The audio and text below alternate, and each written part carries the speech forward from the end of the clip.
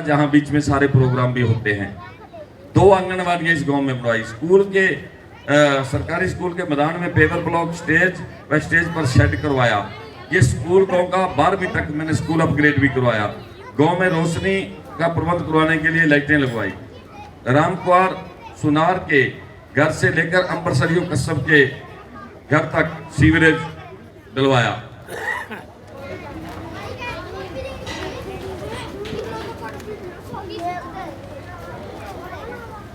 भैया जितनी गलियां मैंने बोल ली हैं सारी बनी है कि नहीं बनी?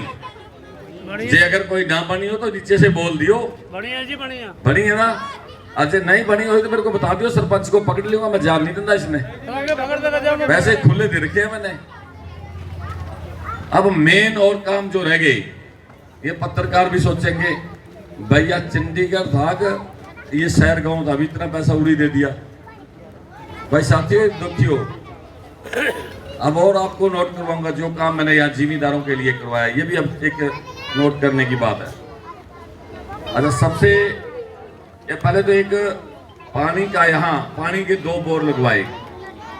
टूटियां पाइप 16,000 रनिंग फुट पाइप डलवा के टूटियां लगवाई पानी पीने के लिए, जो 1 करोड़ 34 लाख रुपए से तैयार हुआ काम के अंदर। 1 करोड़ 34 लाख।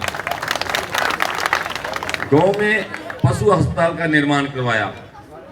अब मैं मेन विशेष जो बात बताने जा रहा हूं, मेन विशेष किसानों के लिए एक सोलर प्लांट लगा के तालाब के पास लंगर हाल के ऊपर सोलर प्लांट लगा के किसानों को फायदा दिया।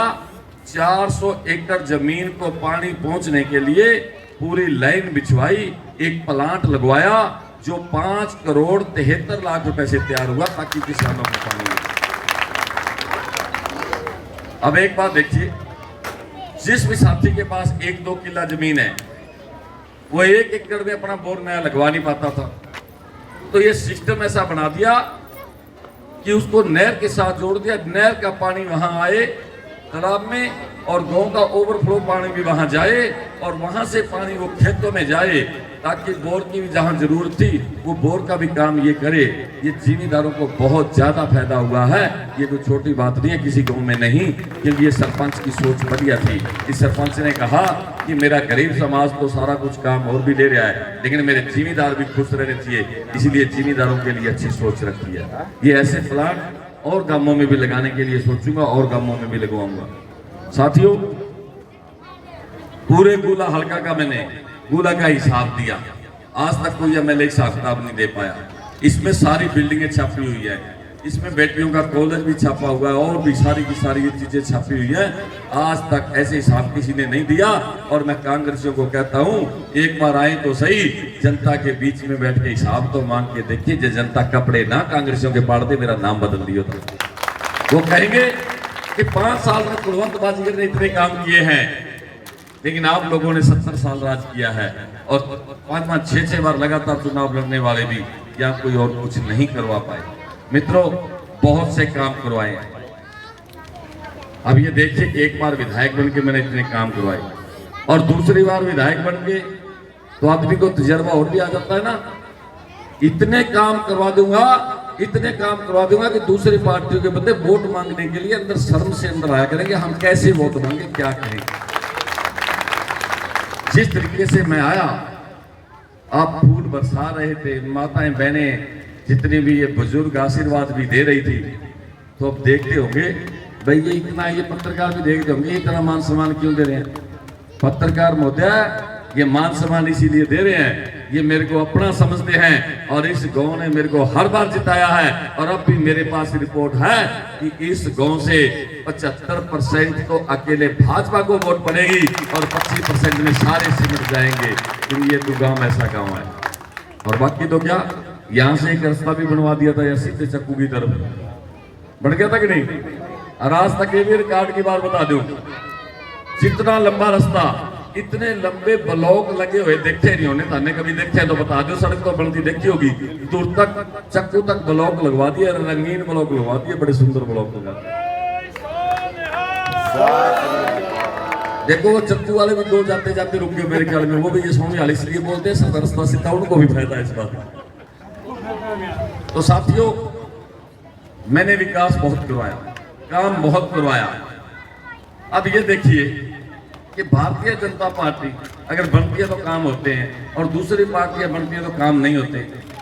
और अब अरे जो मुख्यमंत्री बनने के सपने देख रहे हैं ना दूसरी तरफ, अरे यार ये वो लोग हैं जिन्होंने आपके हकों की नौकरियां यहाँ से रोहतक साइड में दी, और यहाँ के लोग बेचारे रह जाते थे, वंचित रह जाते थे। बच्चे हमारे पढ़ने के बाद, किन्हें बीए करी है, किन्हें +2 करी है, और अच्छी पढ़ाई एमए करने के बाद जब नौकरी ना मिले तो उसको खेत में काम या ईंटें ढोने का काम करना पड़े, उसकी जिंदगी खराब हो जाती थी। उनके साथ पाप करते रहे वो रोहतक साइड में, अनपढ़ जैसे लोगों को, कम पढ़े लिखे लोगों को नौकरी देते रहे। ये होता रहा कि नहीं होता रहा भाई? अरे उनकी आत्मा क्या तरसती होगी, क्या कहती होगी उस टाइम। और जिस वक्त हमारा गुलाची का एक कॉलेज को लेके या छोटे मोटे अस्पताल को लेके तरस रहा था, और उस टाइम उधर बड़े बड़े संस्थान बन रहे थे, और रोहतक की साइड में बहुत बड़े प्रोजेक्ट बन रहे थे। हरियाणा तो ये वोटें तो ये भी डालते हैं, लेकिन हरियाणा में यहाँ एक साइड में अन्याय हुआ, यहाँ की कभी सुनाई नहीं हुई साथियों। इसीलिए ये जितने लोग हैं ये तो कांग्रेसियों की बाट देख रहे हैं भी कब इनका हिसाब किताब करें। ये तो 5 तारीख का इंतजार कर रहे हैं। मैं इनकी भावना समझता हूँ, मैं इसकी आत्मा पढ़ रहा हूँ। ये 5 तारीख को उनको चलता कर देंगे, और आगे इस गांव के बारे में जब लोग सोचा करेंगे, इस शहर के अंदर तो कुछ नहीं है भाई, अरे इस शहर को शहर बना दूंगा। एक बार दोबारा सारे के सारे जोर ला दियो, शहर बना दूंगा इस गांव को। मित्रों, अरे वो लोग हैं जो आपको यहाँ राजनीति लेने के लिए वो झूठी बातें करते फिर रहे हैं, जिन्होंने यहाँ से हमारे किसानों का भी नुकसान किया है। अरे भाजपा ने तो नहरें दी, भाजपा ने नहरें सीसी की बनाई ताकि मेरे किसान भाइयों के पास पानी पहुंचे, सीसी की बना के टेल पे पानी पहुंचाया। और वो आपको पता है कांग्रेस के राज में यहाँ का पानी वो रोहतक से राशि बढ़ाना में ले जाने की उसमें चक्कर में उन्होंने यहाँ के किसानों की जमीन दो फाड़ कर दी, और औने पौने दाम दिए, और धक्के से जमीन उन्होंने छीनी, और थोड़े थोड़े पैसे देके वो बेचारे कई घर तो उजड़ गए। बेचारे सोचे जिसके पास 2 एकड़ थे उसके पास 2 कनाले उधर रहेगी, 2 कनाले उधर रहेगी, और बीच में बाकी चलेगी, और उसके भी पूरा पैसा न मिले। ऐसे बहुत से घर उजड़े हैं। और वो उजाड़ने वाले कौन थे? वो उजाड़ने वाले वो थे जो आज कहते हैं हमें मुख्यमंत्री बना दो। देखो उनकी नीति यहाँ से दिख जाती है। उन्होंने अपने विधायकों की मीटिंग करके, जो उनके पिछले विधायक थे जिनको चुनाव में उन्होंने उतारा है, उनको कह दिया जो भाजपा मेरिट बेस पे नौकरी देती है ना, बिना पर्ची बिना खर्ची, तो ये सारे कानून तोड़ देंगे। और वो विधायक पता क्या कह रहा था? अरे एक मंच के माध्यम से कभी किसी मंदिर में प्रोग्राम होगा, भगवान उसके सिर पे चढ़ गया, उससे मुंह से सच्ची कहलवा दी, और वो विधायक क्या कह रहा था? तो पहले अपना घर भरूंगा फिर रिश्तेदारों की नौकरियां लगाऊंगा। ये बोलते हैं सेम लख लाम तक से राजनीति आदमियों की, ऐसा भाषण देते हैं लोगों में। अरे गरीब लोगों के साथ अत्याचार करते हैं वो। ऐसे आदमियों को तो जैसे गांव में आए और गांव के लोग बाहर खड़ा होके इज्जत करें, हाथ जोड़ के ये कह दे कि हमारे गांव में आपकी जगह नहीं है, और उनको कह दे आप चले जाओ, आप बातों का जवाब दो, फिर अंदर आना गांव के अंदर। अगर आपको जरूरत पड़े तो मुझे भी बुला लेना, मैं बीच के में आपके खड़ के उनसे सवाल जवाब करूंगा कि इतने साल आपने हल्की हरियाणा को लूट लिया, गुलचिका को लूट लिया, और यहाँ से बेन्यायी करने के बाद अब क्या लेने आए हो, क्या चाहते हो आप लोग? आपका मोदी, आपका नायब सैनी आपको अब किसी दरबार पे नहीं जाने देगा। आप प्यार रहिए, तगड़े रहिए। आने वाले टाइम में इतने प्रोजेक्ट बनने जा रहे हैं, इतनी बड़ी सुविधाएं मिलने जा रही हैं, क्योंकि उनकी सोच है कि हम हर गरीब आदमी का भला करें, हम हर हिंदुस्तानी को हम साथ दें, जाति पाति नाम खत्म करके वो तो ये चाहते हैं सबको एक समान समझें, एक समान समझ के सबको हक दें। तो साथियों, विकसित भारत भाई ने बोल दिया, और वैसे भी उनको कह दो 1947 तक ना, 1947 में देश आजाद हुआ था, 1947 में देश आजाद हुआ था। कितने साल हो गए उनको राज करते हुए? कितने साल राज करते हो गए उन्होंने? 73, 70, 72, 73 साल उन्होंने राज किया। इंदिरा गांधी कहती थी मैं गरीबी दूर कर दूंगी, था उसका भाषण कि नहीं? राजीव गांधी कहता था मैं गरीबी दूर कर दूंगा, मेरी दादी से नहीं हुई। गरीबी हटा देंगे क्या? राजीव गांधी ये कहता था। फिर उसके बाद सोनिया गांधी कहने लगी मेरे घर वाले से नहीं गरीबी दूर हो सकी, वो गरीबी नहीं हटा सके, मैं हटाऊंगी। फिर उन्होंने मनमोहन सिंह खड़ा कर दिया, मनमोहन सिंह आगे आगे कहा मैं गरीबी हटाऊंगा, उनसे भी नहीं हटी। फिर उसके बाद राहुल गांधी कहा है भाई वो तो सारे ठीक को ठीक देखो, मैं हटाऊंगा को गरीबी। हर आगे अगर राहुल गांधी का ब्याह हुआ था तो उसका छोरा भी यह कहता कि मैं भी गरीबी हटाऊंगा। साथियों, गरीब के बारे में असली सोच रखने वाली भारतीय जनता पार्टी नरेंद्र मोदी जी हर एक गरीब लोगों को जिनके घर नहीं है उनको घर देने लग रहे हैं, जिनकी जो भी सुविधाएं देनी है वो बहुत सुविधाएं देने लग रहे हैं। क्योंकि जो प्लानिंग बनती हमें तो पता है 2047 तक तो भूल जाएं, लोगों ने वचन भर लिया है, संकल्प ले लिया है, लोगों ने संकल्प लेके 2047 तक नजदीक नहीं लगने देंगे, वो तो अब की बात सोचते हैं। तो इस करके मित्रों अभी बहुत कुछ बाकी है। अरे अभी तो हमने बहुत कुछ कराना है, मैंने पहले बहुत करवाया और दोबारा आप बना दोगे ना न्यारे ले आ दूंगा। तो मैं सीधी बात कह रहा हूँ, देसी सी मरो जो कीचड़ में जाया करते थे वो ब्लॉकों के ऊपर चल के जाते हैं। राजा यहाँ कहोगे इनके ऊपर भी टैला लगवा दूंगा, तो हम बना तो लो, दोबारा देख तो लो, जो कहोगे भाई कर दूंगा। ये इतने विश्वास से क्यों कह रहा हूँ? ये इतने विश्वास से इस करके कह रहा हूँ क्योंकि मुख्यमंत्री नायब सैनी हमारा मित्र है और गुला हल्का के बच्चे बच्चे को जानता है, इसीलिए उस पर हमें उम्मीद है उससे ज्यादा काम ले से। साथियों, नायब सैनी पे इतना विश्वास है, मुझे इतना यकीन है कि उसका हाथ पकड़ के मैं साइन करवा सकता हूँ कि शहर गांव में ये काम रह गया था जी, बीए तो बहुत है, ये काम रह गया था, ये भी करते हो। मैं हाथ पकड़ के साइन करवा सकता हूँ कि बड़े भाई आपके बिना किसी पे उम्मीद नहीं है, ये मैं कह सकता हूँ। मित्रों, गांव बहुत है, आके जाना है, बातें करने का और भी बड़ा मन कर रहा था। और बाकी तो क्या, जब मैंने पीछे जब मैंने विधायक होते हुए प्रोग्राम किया तो मैंने सरपंच को कहा, गर्जन सिंह को, मैं कहा सरपंच ले आ भाई तेरी लिस्ट कितनी है तेरे काम करवाने की। ये कहने लगा जी को आपने तो पहले ही बड़ी दे दी, को लिस्ट तो छोटी सी बनी है, जो पिछली बार पहले ही घर बुला के लिस्ट बनवा ली थी दफ्तर में होगा के, लेकिन मैंने मैग दे दिया इसको और वहां सारे लोगों के सामने बोलने लगा ना विधायक जी वो आपने इतनी ग्रांट दे दी थी मेरे को, कोई जितने पहले सरपंच ने सारे मिलता सड़न लगे, कोई देखिए 80 होगा, इतने पैसे दिया यार, इतने कैसे दिया, कोई ये इन्होंने स्टेज से बोला था कि नहीं बोला था बाबा जी, स्टेज पे बोला था इन्होंने। मैंने कहा भाई मैं कहती हूँ नगो है, वो भी उन्होंने जितनी सोच है उन्होंने करवाया, लेकिन इसको एक बात क्या दी थी, मैं कहा जितने काम ले आएगा सारे करवा दूंगा। ये भी नहीं करवा था, जी मानना तो अगले की मर्जी को, मैं भी ये घर का जाके दरवाजा खड़काऊंगा कि कुलवंत बाजीगर हमारा है और उसको हमने जिताना है। अब वो लोगों के मन की बात है, लोगों के दिल की बात है, लोग आत्मा से वोट कितनी करते हैं ये लोगों पर निर्भर करता है।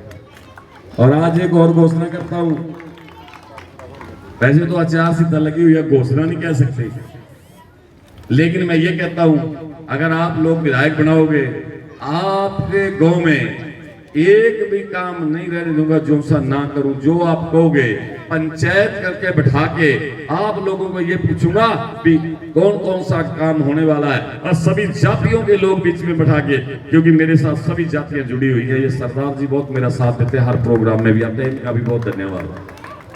साथियों, मैं अपनी बात को समापन करता हूं।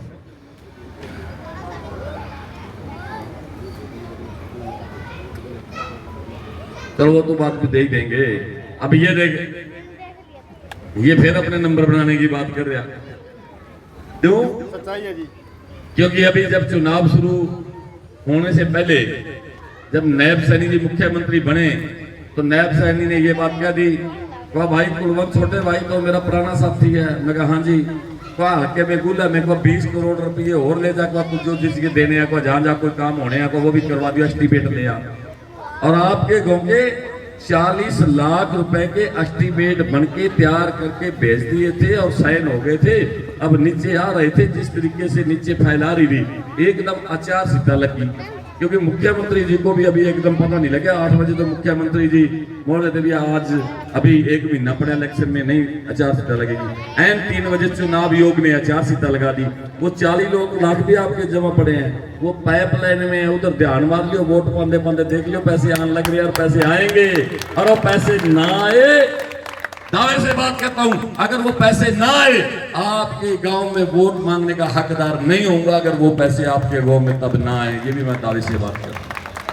40 में और जोड़ के भी देंगे बाद में। तो इस करके सारे के सारे तगड़े हो जाओ भाई। जहां जहां जिसकी रिश्तेदारी पड़ती है, जहां जहां जिसका प्रेम प्यार है, जहां जहां भाईचारा है जिसका, रोक दे उसको, अरे रोक दे, अरे मैं मांगने लग रहा हूं, तेरे पे यकीन ज्यादा है कि? चलो ठीक है, बातें सारी होली, प्रोग्राम आगे कही है। मैं तो आप लोगों का धन्यवाद करता हूं, दिल से सलाम करता हूं भाई। नियो जुड़े रहियो। राजनीति को समाज सेवा में बदल दूंगा। समाज सेवा में जिस तरीके से लोग कहते हैं बेले साहब को मिलने जाना है, लोग न्यू कह कर हम अपने बेटे ने मिलन जाना, और छोटे कह के अपने भाई ने मिलन जाना, इस तरीके से ये इलाज कर दूंगा। दावे से कह रहा हूँ, जिस तरीके से महिलाएं नारे लगा रही थी ना, वो मेरी आत्मा इतनी खुश हो रही थी। वो बेचारी गरीब क्या चाहिए, उनको छोटे मोटे काम हो जाते थे उनके। तो इसीलिए सदा आप लोगों के साथ हूँ। और अभी तो मैं अपनी बात को एक शेर के माध्यम से समापन करता हूँ, अपना स्थान ग्रहण करूंगा।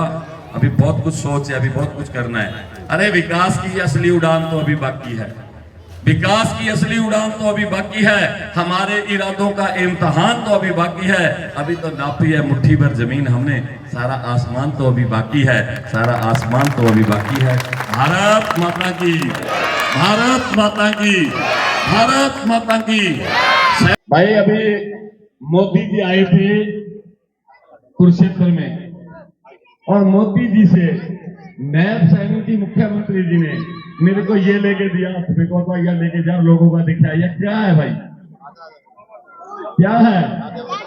हमें कहा बोल, जोर से बोलो, क्या है? क्या है ये भाई? आवाज कम आई है। अरे अभी इधर सीवर वालों को पता नहीं लगेगा, इसलिए भी पता हो भाई।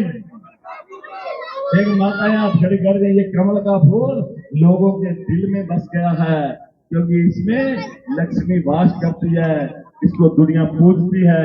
और तांबे 5 तरीके इसमें पूज दियो, सारे वारे न्यारे हो जाएंगे। धन्यवाद, जय हिंद, भारत माता।